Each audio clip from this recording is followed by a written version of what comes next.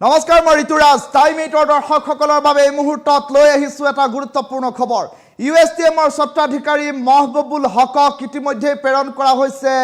জেললৈ আৰু সমান্তৰালকৈ দেখিবলৈ পোৱা গৈছিল কালিৰ দিনটোত আদালতত হাজিৰ কৰোৱা হৈছিল মহবুবুল হকক আৰু তাৰ মাজতে শ্ৰীভূমি আৰক্ষীয়ে 7 দিনৰ বাবে আৰক্ষীৰ জিম্মাত বিচাৰিছিল মহবুবুল হকক কিন্তু সেই আবেদন যদিও আদালতে খাৰিজ কৰিছে কিন্তু আদালতে এটা কথা সুস্পষ্ট কৰি দিছে যদিহে মহবুবুল হকক জেৰা চলাব খুজে শ্ৰীভূমি আৰক্ষীয়ে তেনেহলে কাৰাগাৰৰ ভিতৰতো জেৰা চলাব পাৰিব মহবুবুল হকক আৰক্ষীয়ে এই ডাঙৰ খবৰটো টাইম 8 দৰ্শকসকলক এই মুহূৰ্তত জনাইছো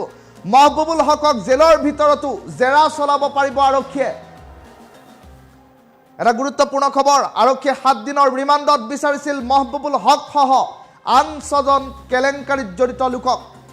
14 দিনৰ ন্যায়িক জিম্মালৈ ইতিমধ্যে মহবুবুল হক সহ আন 6জনক ইতিমধ্যে প্ৰেৰণ কৰা হৈছে আৰু সমান্তৰালকৈ নিশা 12:30 শ্ৰীভূমি জিলা কাৰাগাৰলৈ প্ৰেৰণ কৰা হৈছে আটাইকে মহবুবুল হকৰ হৈ প্ৰায় 14 গৰাকী অধিবক্তাই দৰ্শাইছিল যুক্তি কিন্তু সেই যুক্তি অসাৰ কৰি অৱশেষত সত্ৰ ন্যায়াধীশ আদালতে মহবুবুল হক সহ আন 6জনক প্ৰেৰণ কৰিলে শ্ৰীভূমি জিলা কাৰাগাৰলৈ নিখাৰ ভাগৰ কেতবোৰ দৃশ্যাংশ আহি পৰিছে টাইম 8 দৰ্শকসকলক এই মুহূৰ্তত দৃশ্যাংশ দেখুৱাইছো নিশা 12:30 শ্ৰীভূমি জিলা কাৰাগাৰলৈ প্ৰেৰণ কৰাৰ দৃশ্যবন্দী হ'ল টাইম 8 কেমেৰাত এই দৃশ্যাংশ এই মুহূৰ্তত এক্সক্লুসিভ ৰূপত টাইম 8 দৰ্শকসকলক দেখুৱাই আছো ইউনিভাৰ্চিটি অফ সায়েন্স এণ্ড টেকনলজিৰ মেঘালয়ৰ স্বত্বাধিকাৰী এইগৰাকী মহবুবুল হক আৰু মহবুবুল হকে কেতবোৰ এনে ভয়ংকৰ জালিয়াতি সংঘটিত কৰিছে যিসমূহ জালিয়াতিক লৈ সম্প্ৰতি সমগ্ৰ ৰাজ্যজুৰি প্ৰতিক্ৰিয়া ব্যক্ত হৈছে তেনে পৰিপ্ৰেক্ষিতত 243 গৰাকী ছাত্ৰ ছাত্ৰীৰ পৰা বুজন পৰিমাণৰ ধন সংগ্ৰহ কৰি বৰাক উপত্যকাৰ পাথাৰকান্দিলৈ প্ৰেৰণ কৰা হৈছিল পৰীক্ষা দিবৰ বাবে আৰু চেণ্ট্ৰেল পাব্লিক স্কুল নামৰ এখন বিদ্যালয়ত পৰীক্ষা কেন্দ্ৰৰ সৈতে যোগাযোগ কৰিছিল আৰু সেই পৰীক্ষা কেন্দ্ৰতে বিশেষ ব্যৱস্থা ৰূপায়ণ কৰিবলৈ চেষ্টা কৰিছিল মহবুবুল হকে আৰু তেনে পৰিপ্ৰেক্ষিতত সেই সকল ছাত্ৰ ছাত্ৰীক সেই সুবিধা দিব পৰা নগল নকলৰ সুবিধা দিব পৰা নগল আৰু তেনে পৰিপ্ৰেক্ষিতত সমগ্ৰ বিষয়টোক লৈ এক প্ৰকাৰ জাঙুৰ খাই উঠিল ছাত্ৰ ছাত্ৰীসকল যাৰ ফলশ্ৰুতিত সকলো জলজল পটপট হৈ পৰিল ৰাজ্যৰ মুখ্যমন্ত্ৰীগৰাকীও এই সন্দৰ্ভত গুৰুত্বপূৰ্ণ মন্তব্য কৰিলে আৰু অৱশেষত গ্ৰেপ্তাৰ হ'ল মহবুবুল হক আৰু মহবুবুল হকক গ্ৰেপ্তাৰ কৰি লৈ যোৱা হ'ল পাথাৰকান্দিলৈ চেণ্ট্ৰেল পাব্লিক স্কুলৰ অধ্যক্ষগৰাকীকো গ্ৰেপ্তাৰ কৰি ইতিমধ্যে জেললৈ প্ৰেৰণ কৰা হৈছে বুলি জানিব পৰা গৈছে দেখিবলৈ পোৱা গৈছে সমগ্ৰ বিষয়টোক লৈ সমগ্ৰ ৰাজ্যজুৰি প্ৰতিক্ৰিয়া অব্যাহত হৈ থকাৰ মাজতে কালিৰ দিনটোত গ্ৰেপ্তাৰ কৰি নিশা 12:30 হাজিৰ কৰোৱা হ'ল আদালতত আৰু সত্ৰ ন্যায়াধীশ আদালতে ইতিমধ্যে দেখিবলৈ পোৱা গ'ল সকলো জামিন আবেদন নাকচ কৰা হ'ল 14 গৰাকী অধিবক্তাই মহবুবুল হকৰ হৈ যুক্তি দৰ্শাইছিল আৰু আবেদন কৰিছিল জামিনৰ বাবে কিন্তু জামিন আবেদন নাকচ কৰিলে সমান্তৰালকৈ শ্ৰীভূমি আৰক্ষীয়ে 7 দিনৰ বাবে ৰিমাণ্ডত বিচাৰিছিল জেৰাৰ বাবে জিম্মাত বিচাৰিছিল মহবুবুল হকক কিন্তু সেই আবেদনো খাৰিজ কৰা হৈছে কিন্তু শ্ৰীভূমি আৰক্ষীক জেৰা অব্যাহত ৰাখিবৰ বাবে নিৰ্দেশ দিয়া হৈছে জেলৰ ভিতৰতো শ্ৰীভূমি আৰক্ষীয়ে মহবুবুল হকক জেৰা চলাব পাৰিব এই কথা ইতিমধ্যে আদালতে সুস্পষ্ট কৰিছে চৰকাৰী পক্ষৰ অধিবক্তাই ইতিমধ্যে এই সন্দৰ্ভত মন্তব্য কৰিছে টাইম 8 দৰ্শকসকলক সেই মন্তব্য শুনাই লৈছো আৰু বাকি যে 5জন মানুহক এৰেষ্ট কৰিলে এৰেষ্ট কৰি আজি কোৰ্টত প্ৰডিউচ কৰিলে এই প্ৰডিউচ কৰাৰ পিছতে পুলিচে 7 দিনে ৰিমাণ্ড বিচাৰিছিলে এবং আসামীবিলাকৰ পক্ষে বেইল পিটিশন ক্লিয়াৰ কৰিছিল অনাৰেবল এছডিজিএম কোৰ্টত আজি বেইল পিটিশনটো ৰিজেক্ট কৰিলে আৰু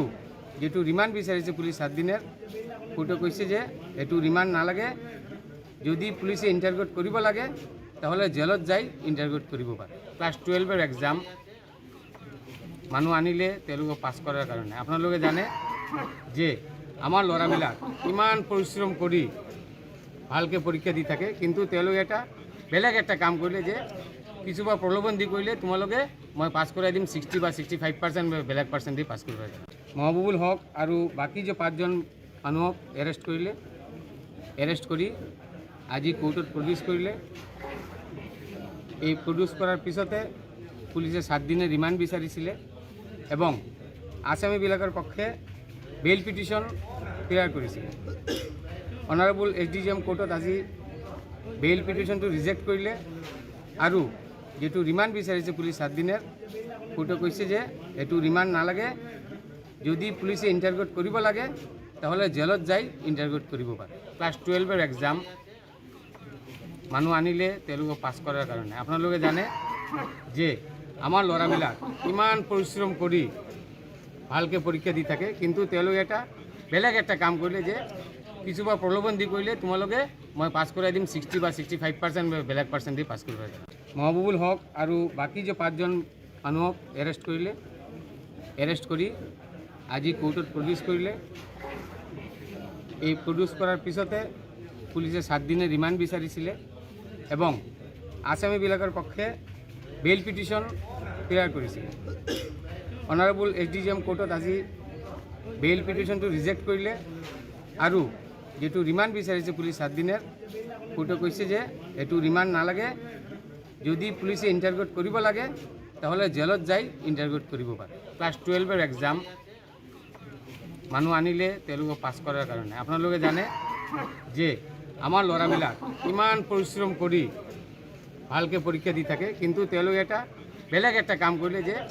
কিছুবা প্ৰলোভন দি কৰিলে তোমালোকে মই পাছ কৰাই দিম 60 বা 65% বেলেগ পাৰ্চেণ্ট দি পাছ কৰিব পাৰিম মহবুবুল হক আৰু বাকি যে 5জন মানুহক এৰেষ্ট কৰিলে এৰেষ্ট কৰি আজি কোৰ্টত প্ৰডিউচ কৰিলে এই প্ৰডিউচ কৰাৰ পিছতে পুলিচে 7 দিনৰ ৰিমাণ্ড বিচাৰিছিলে এবং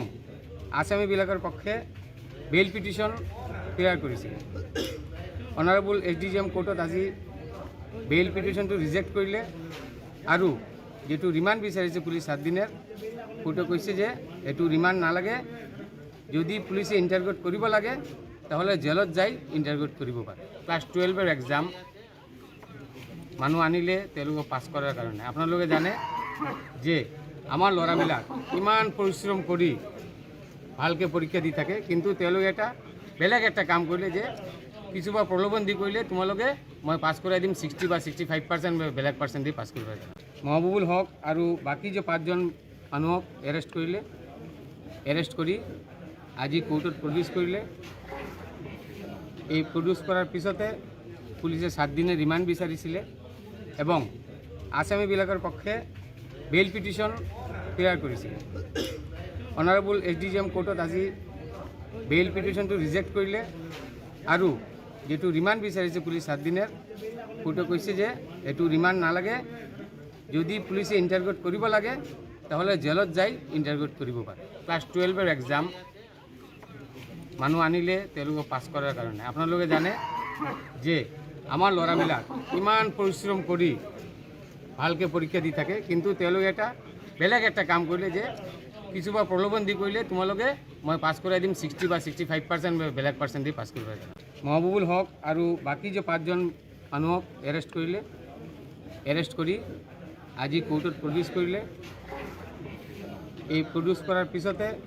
পুলিচে 7 দিনৰ ৰিমাণ্ড বিচাৰিছিলে এবং আসামীবিলাকৰ পক্ষে বেইল পিটিশন ক্লিয়াৰ কৰিছিল অনাৰেবল SDGM কোৰ্টত আজি বেইল পিটিশনটো ৰিজেক্ট কৰিলে আৰু যেটো ৰিমাণ্ড বিচাৰিছে পুলিচ 7 দিনৰ কোৰ্টে কৈছে যে এটো ৰিমাণ্ড নালাগে যদি পুলিচে ইণ্টাৰগেট কৰিব লাগে তাহলে জেলত যাই ইণ্টাৰগেট কৰিব পাৰে ক্লাছ 12 এৰ এক্সাম মানুহ আনিলে তেওঁলোকক পাছ কৰাৰ কাৰণে আপোনালোকে জানে যে আমাৰ ল'ৰাবিলাক ইমান পৰিশ্ৰম কৰি ভালকে পৰীক্ষা দি থাকে কিন্তু তেওঁলোকে এটা বেলেগ একটা কাম কৰিলে যে কিছুবা প্ৰলোভন দি কৰিলে তোমালোকে মই পাছ কৰাই দিম 60 বা 65% বেলেগ পাৰ্চেণ্ট দি পাছ কৰিব পাৰিম মহবুবুল হক আৰু বাকি যে 5জন মানুহক এৰেষ্ট কৰিলে